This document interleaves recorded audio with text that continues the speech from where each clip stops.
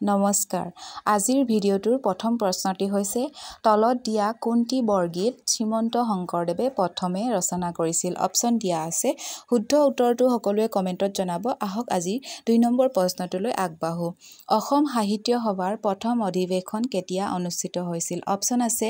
1914 1915 1916 আৰু 1917 চনত শুদ্ধ উত্তৰটো হ'ব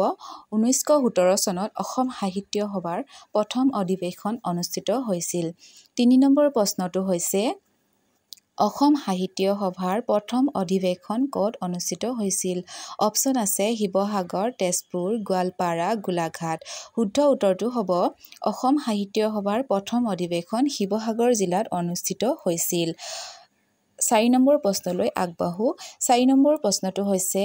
অসম সাহিত্য সভাৰ প্ৰথম গৰাকী সভাপতি কোন আছিল অপচন আছে পদ্মনাথ গোহাঞি বৰুৱা মিত্ৰদেৱ মহন্ত লক্ষ্মীনাথ বেজবৰুৱা হেমচন্দ্ৰ গোস্বামী শুদ্ধ উত্তৰটো হ'ব অসম সাহিত্য সভাৰ প্ৰথম গৰাকী সভাপতি আছিল পদ্মনাথ গোহাঞি বৰুৱা এইটো উত্তৰ সকলোৱে জানে বুলি আমি আশাবাদী আহক আমি 5 নম্বৰ প্ৰশ্নলৈ আগবাঢ়ো অসম সাহিত্য সভাৰ প্ৰথম গৰাকী উপসভাপতি কোন আছিল অপচন আছে চন্দ্ৰধৰ বৰুৱা শৰৎচন্দ্ৰ গোস্বামী কনকলাল বৰুৱা মিত্ৰদেৱ মহন্ত শুদ্ধ অপচনটো হ'ব অসম সাহিত্য সভাৰ প্ৰথম গৰাকী উপসভাপতি আছিল মিত্ৰদেৱ মহন্ত আহক এতিয়া আমি 6 নম্বৰ প্ৰশ্নলৈ আগবাঢ়ো 6 নম্বৰ প্ৰশ্নটো হৈছে অসম সাহিত্য সভাৰ প্ৰথম গৰাকী সম্পাদক কোন আছিল শৰৎচন্দ্ৰ গোস্বামী ৰঘুনাথ চৌধাৰী তৰুণৰাম ফুকন আৰু কৃষ্ণকান্ত সন্দিকৈ শুদ্ধ উত্তৰটো হ'ব অসম সাহিত্য সভাৰ প্ৰথম গৰাকী সম্পাদক আছিল শৰৎচন্দ্ৰ গোস্বামী আহক এতিয়া 7 নম্বৰ প্ৰশ্নলৈ আগবাঢ়ো 7 নম্বৰ প্ৰশ্নটো হৈছে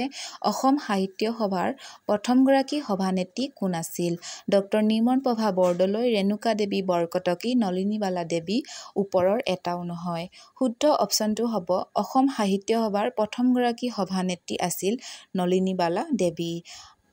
আহক এতিয়া 8 নম্বৰ প্ৰশ্নলৈ আগবাঢ়ো 8 নম্বৰ প্ৰশ্নটো হৈছে তলৰ কোনজন ব্যক্তিক লোকবন্ধু উপাধিৰে জনা যায় অপচন আছে হেমচন্দ্ৰ বৰুৱা ৰুদ্ৰ বৰুৱা বিষ্ণুপ্ৰসাদ ৰাভা ভুৱনেশ্বৰ বৰুৱা শুদ্ধ অপচনটো হ'ব ভুৱনেশ্বৰ বৰুৱাক লোকবন্ধু উপাধিৰে জনা যায় 9 নম্বৰ প্ৰশ্নটো হৈছে তলৰ কোনজন ব্যক্তিক সাহিত্য ৰত্ন উপাধিৰে জনা যায় অপচন আছে চন্দ্ৰধৰ বৰুৱা তৰুণৰাম ফুকন জ্যোতিপ্ৰসাদ আগৰৱালা চন্দ্ৰকুমাৰ আগৰৱালা শুদ্ধ অপচনটো হ'ব